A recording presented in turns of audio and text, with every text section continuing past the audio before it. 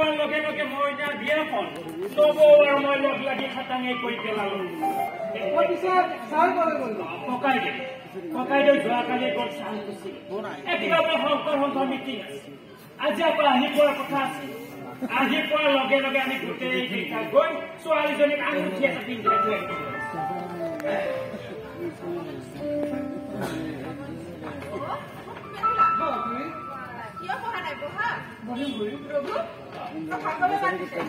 ঠিক আছে অকোপা তুমি অকমান থাকিবা মই খাওঁ ভিতৰৰ পৰা ঠিক আছে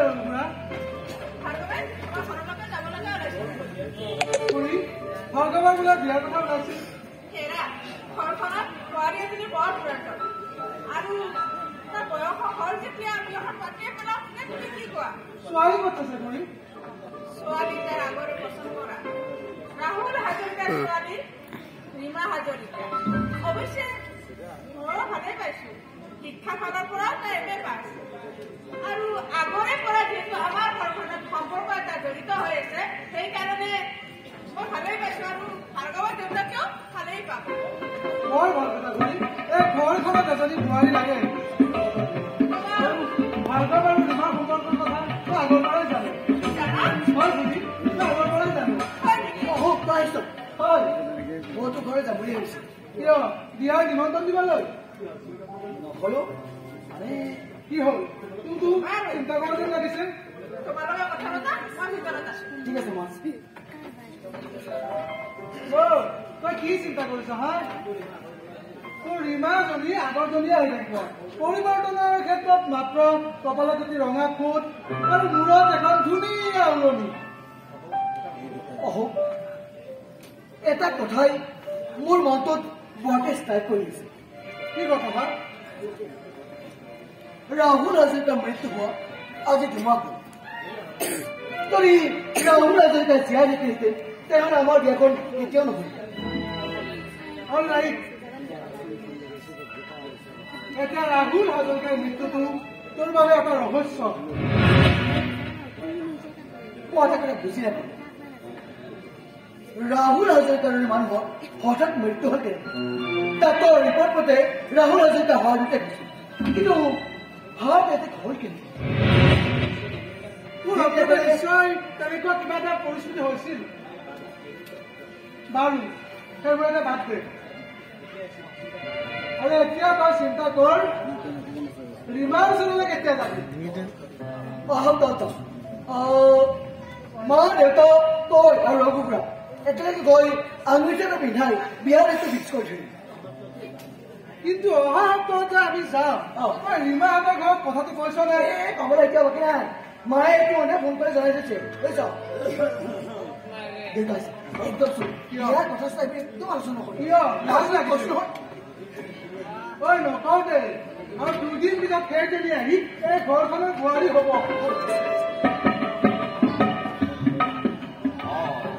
ছাৰ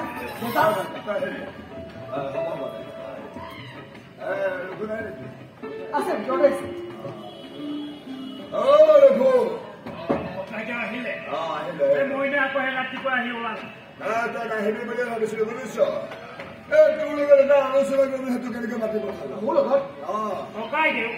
আলোচনা কৰিবলগীয়া একো নাই সকলো ইতিমধ্যে আলোচনা হৈ এতিয়া কেৱল দিন বা এটা ঠিক কৰি বিয়াখন পাতিলে বিয়াখন বুলি ক'লে বিয়াখন নহয় এজনী ভাল ছোৱালী চাব লাগিব ছোৱালী আমি চোৱাৰ আগতে মইনা চাৰি থৈ দিছে হয় নেকি এই চাইছে তেনেহ'লে মোৰ কোনো আপত্তি নাই তোৰ পচন্দ আমাৰো পচন্দ পিছে আমাৰ মানসী ক'লে গ'ল মানসী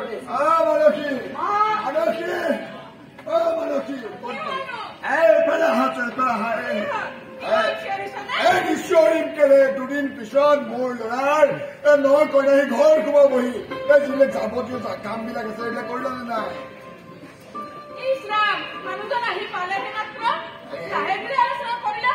কি কৰা লাহে ধীৰে আলোচনা কৰি লাহে ধীৰে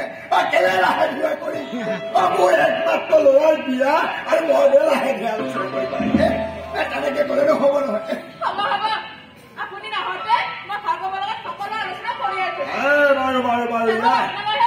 ইয়াৰ পচন্দ যেতিয়া আমাৰো পচন্দ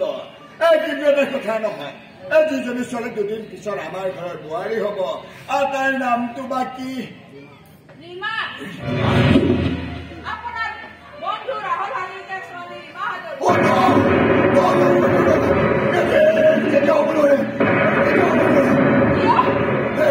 তুমি নামটো মোক ভুলকৈ কৈ আছো মই ভুলকৈ কৈ আহিছো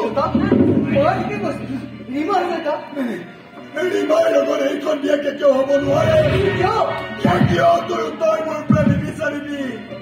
মই কৈছো এই বিয়া হ'ব নোৱাৰে তুমি কবই লাগিব মই কব নোৱাৰো ভাৰ্গৱ ভাৰ্গৱ মইতো কৈছো তই ৰীমাৰ কথা বাদ দে ৰীমাৰ কাৰণে পৃথিৱী যিজন ছোৱালীকে পচন্দ কৰো সেইজন ছোৱালীকে তোক কই না হিচাপে মই আদৰি আনি ভাৰ্গৱ ৰীমাক মই ভাল পাওঁ মই ৰীমাক মনে প্ৰাণে ভাল পাওঁ ভাৰ্গৱ মই কথা দিছো ৰীমাক মই নিজৰ পত্নীৰে গ্ৰহণ কৰিম ভাৰ্গৱ মোৰ কথাবোৰ শুনাৰ লগে লগে যদি আকাশখন ভাগি তই মূৰৰ ওপৰত তেতিয়া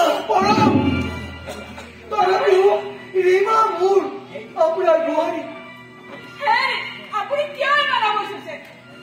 কাৰোবাৰ মুখে যেন আমাৰ সুখ নহয় ইয়াক শান্তি কৰিবলৈ গৈ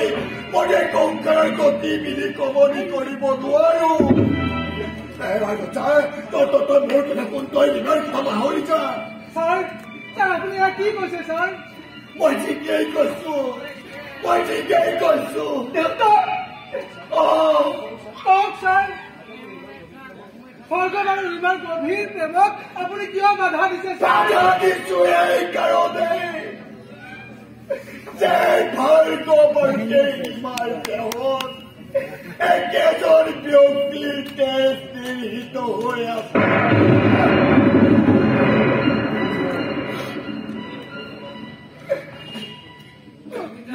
ভগৱান সেয়া তুমি কি কৰিলা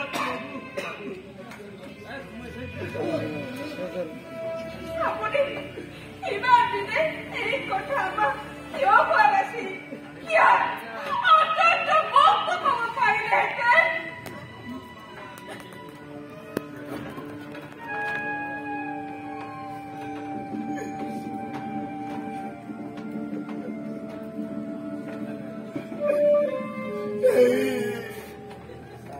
এই ভাৰ্গৱৰ সন্তানেই নহয়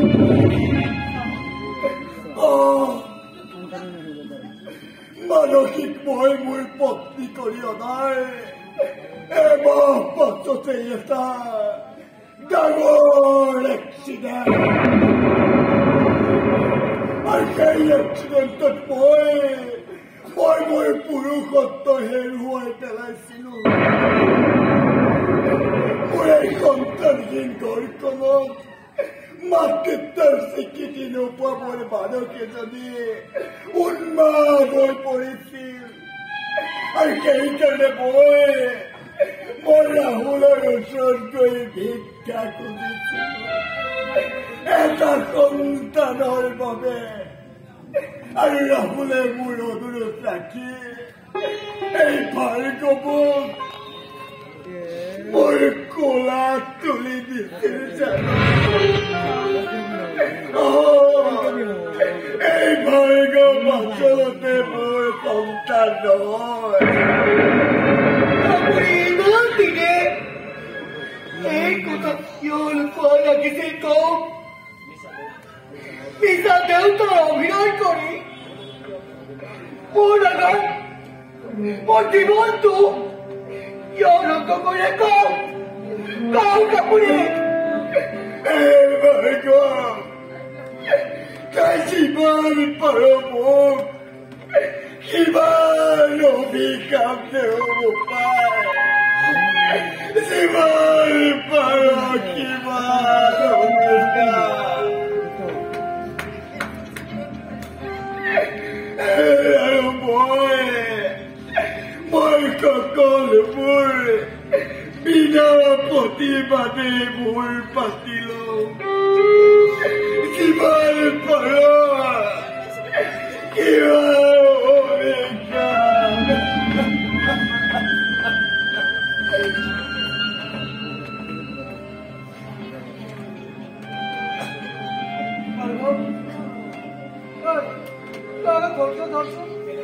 কেনেকৈ নজনাব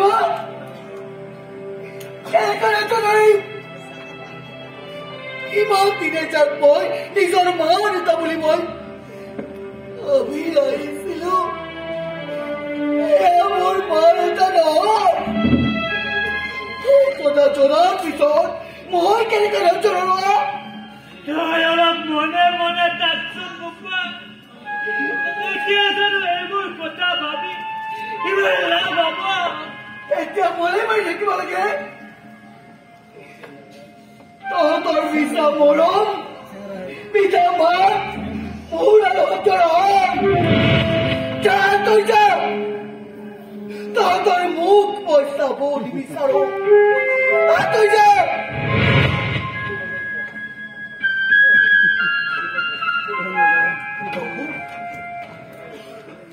তই এটা কাম কৰ তই মোৰ ৰিভলভাৰটো লৈ আহ ইমান প্ৰতাৰণা মই সহ্য কৰিব নোৱাৰো ইয়াক তই মোৰ মৃত্যু তই পাগল হৈছো এই ঘৰখনৰ বিশ্বাস কান্দোনে মোক পাগল কৰি দিছে মই ৰিভাৰ ওচৰত কেনেকৈ যাম ৰিভাক মই কেনেকৈ যাম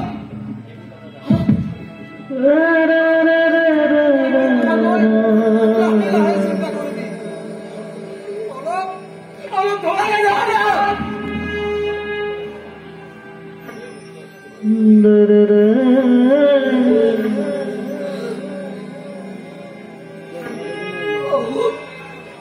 তই মোক ক'ব লাগিব মই ৰিভাৰ ওচৰত কেনেকৈ কিয়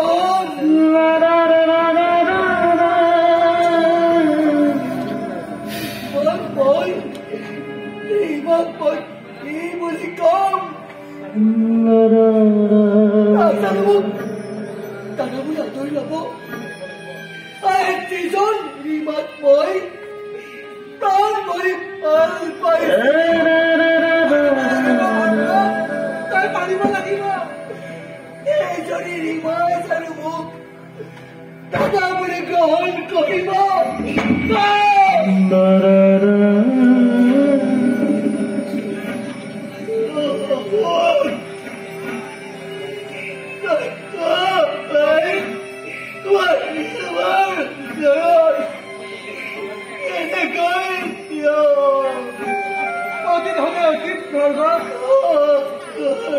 অতীতক ৰোমাঞ্চন কৰি কিবা লাভ আছে জানো